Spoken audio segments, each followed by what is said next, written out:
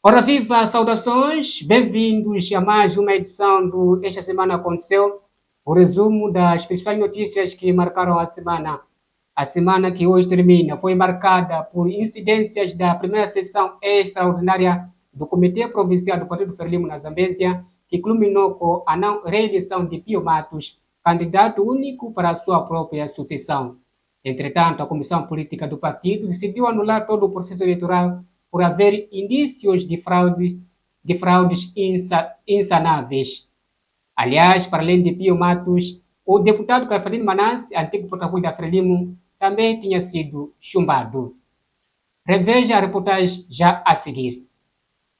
O processo eleitoral do Partido Frelimo, nesta parcela do país, voltou a abrir as feridas entre os camaradas.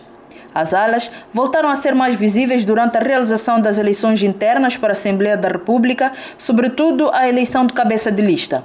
Por falar da Assembleia da República, o deputado Caifadine Manassi é o rosto mais visível que não conseguiu ser votado pelos camaradas. Manassi obteve apenas 11 votos, o que lhe retira da famosa Casa do Povo na próxima legislatura.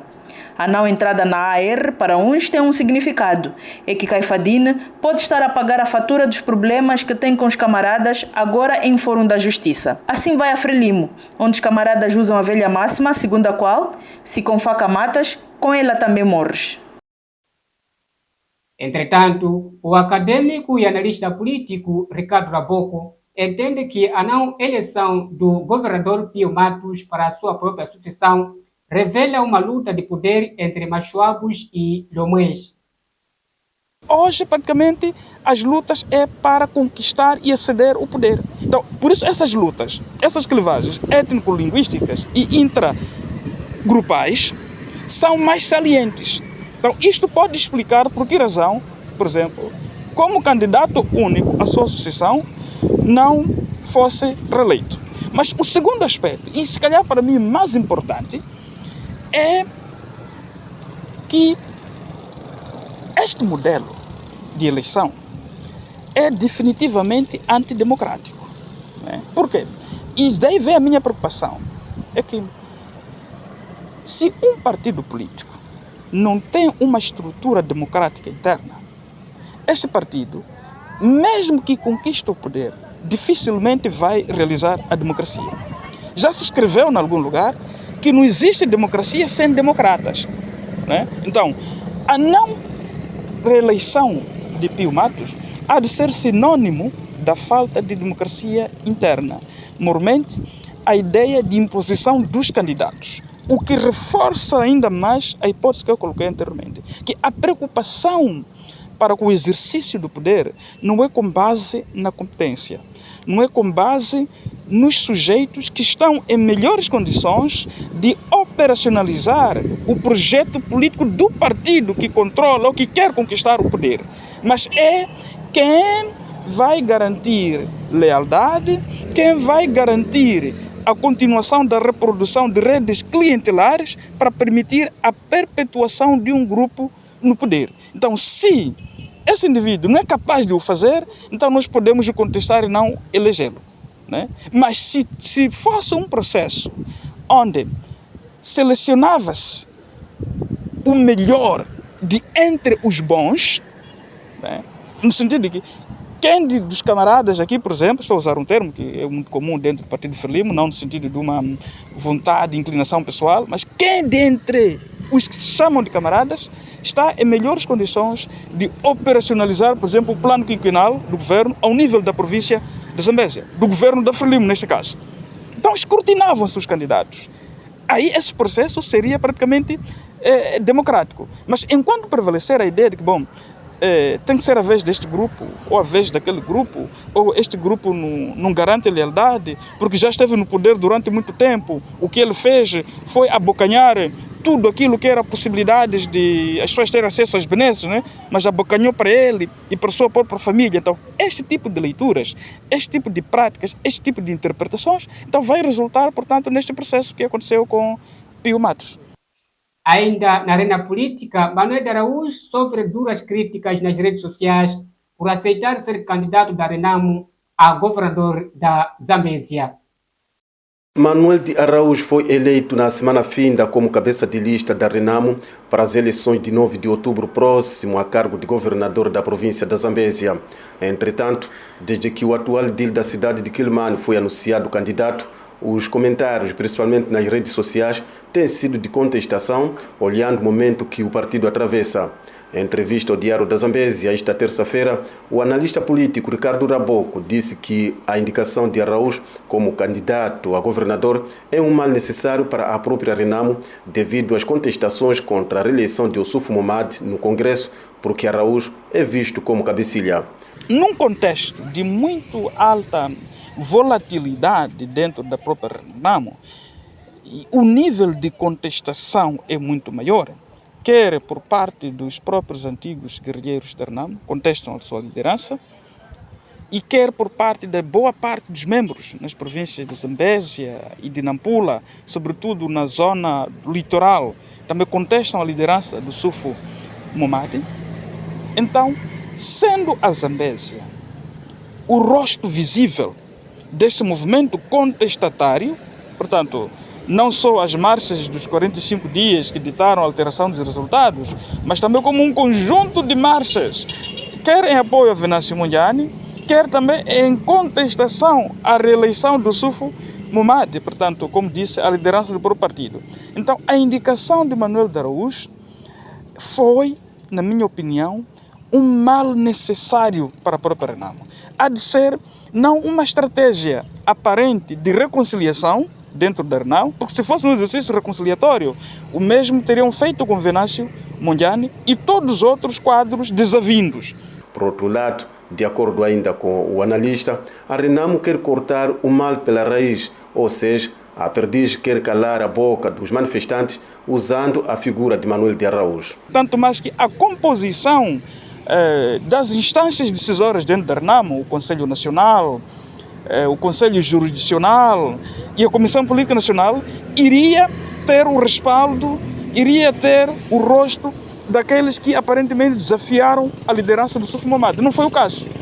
Então não há de ser um caso isolado da Zambésia o partido do Renamo querer se reconciliar aparentemente com um indisciplinado, como disse Inácio Reis, o delegado político provincial, a Manuel de Araújo. Então, descartando essa possibilidade de ser um exercício de uma vontade genuína de se reconciliar, então a segunda possibilidade é matar o mal pela raiz, que é eliminar os movimentos de contestação partindo da indicação da figura que aparentemente patrocina este movimento para o cargo de candidato a governador. Significa isto que, a partir do momento em que Manuel de Araújo foi unanimemente incluso na lista, porque também tudo indica que o nome não constava, foi incluso na lista, foi chancelado pela liderança máxima do próprio partido e assumiu-se como candidato,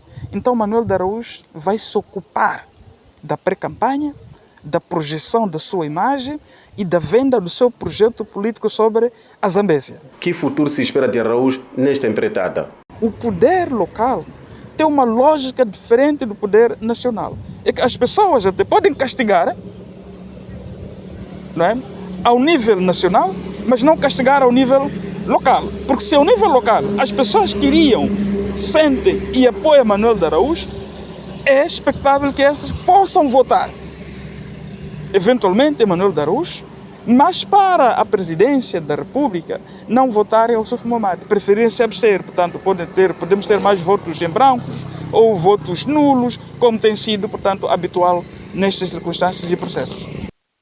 Vamos a um curto intervalo e voltamos já a seguir.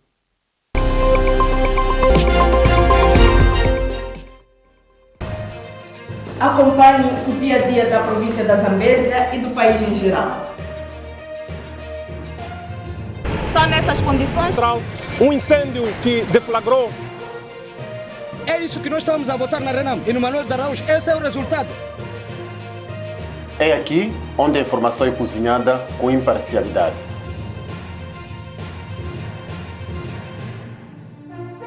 Receba as notícias em primeira mão, com rigor e isenção.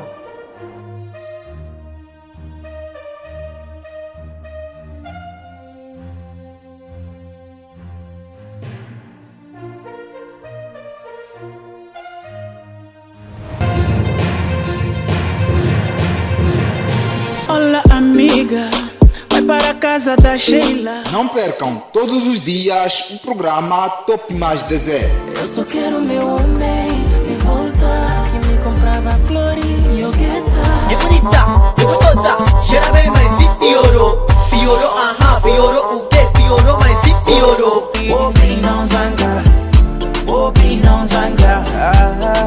Fica com teu dinheiro, meu cota. Aqui, onde passam o melhor da música zambesiana e do país em geral.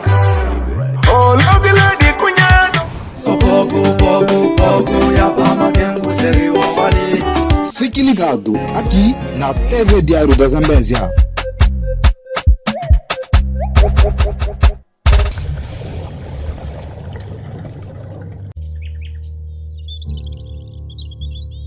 O meio ambiente é a soma de elementos químicos, físicos e biológicos que interagem entre si, tornando possível a vida na Terra.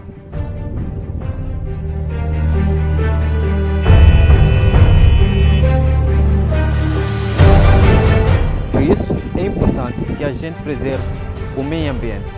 Lembre-se, sem ela não é possível a vida na Terra.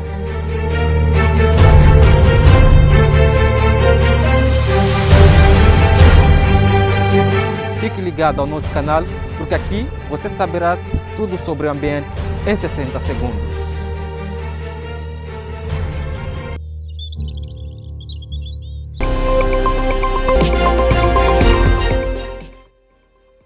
De volta às principais notícias que marcaram a semana, a empresa da filha do governador da Zambésia, Marla Matos, ainda não entregou a embarcação que custou 10 milhões de meticais, envolvido um mês da garantia. Embora as controvérsias sobre as circunstâncias da compra da embarcação por 10 milhões de meticais pela OK Corporation, a diretora dos Transportes e Comunicações garantiu que o meio seria entregue até finais de maio último. Conforme a garantia da diretora provincial de Transporte e Comunicações na Zambésia, a embarcação estaria em Quilmane em finais de maio, mas tudo indica que até então a mesma ainda não se fez presente, tanto como na travessia para Recamba, assim como no porto de pesca lá do outro lado. Ainda não se fez presente. Enquanto isso, as famílias continuam a viajar nas péssimas condições. Nessas condições, como pode-se ver, continuam a viajar para escalar do outro lado do distrito de Inhaçuns.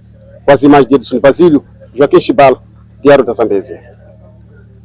Recorde-se que, em busca de respostas, a Procuradoria Provincial da República na Zambésia ouviu recentemente 3 figuras importantes nesta bolada, nomeadamente a diretora do setor, Fátima Oitava, uma das sócias da empresa fornecedora, neste caso Marla Matos, e o diretor do gabinete do governador Rafik Rassoul, este último tido como o gestor que autorizou a entrega total do valor. Lembrando que todos estes envolvidos têm alguma relação com Pio Matos, ou seja, sua filha e 2 subordinados. Ainda foi notícia da semana, a delegada do Instituto de Patrocínio e Assistência Jurídica IPAS na Zambésia confisca equipamentos de trabalho, incluindo telemóveis pessoais, de jornalistas do Diário da Zambésia, quando tentavam realizar uma entrevista concedida por ela mesma. Nesta quarta-feira, a equipa do Diário da Zambésia viu seu equipamento confiscado pela delegada provincial do Instituto de Patrocínio e Assistência Jurídica da Zambésia, quando tentava realizar uma entrevista consentida por ela mesma. Entretanto, na hora da entrevista, Laura Couto veio com algumas regras inesperadas. Logo que chegaram à delegação do IPAS, a delegada exigiu todo o material de trabalho, inclusive os telefones, que são bens pessoais. A delegada foi mais longe e até sugeriu que podia apalpar os jornalistas na tentativa de garantir que estes não tinham nenhum dispositivo escondido.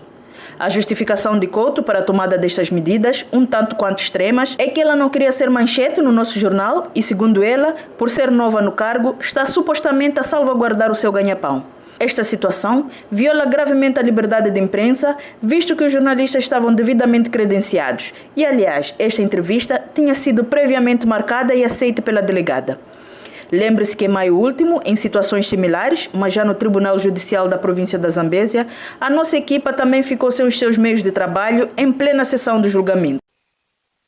Terminamos a nossa maratona informativa com a notícia que dá conta que os camaradas estão, neste momento, reunidos para eleger o seu cabeça de lista a governador da Zambésia, com o único candidato, Pio Matos, e candidatos a deputados da Assembleia da República e membros da Assembleia Provincial, depois da Comissão Política ter anulado todo o processo. Continue a acompanhar as incidências desta reunião magna da Frelimo nas nossas páginas digitais. Chegamos ao ponto final do nosso espaço informativo, o espaço dedicado ao resumo das principais notícias que marcaram a semana. Nós voltamos no próximo sábado com mais motivo do seu interesse. Saudações e até lá.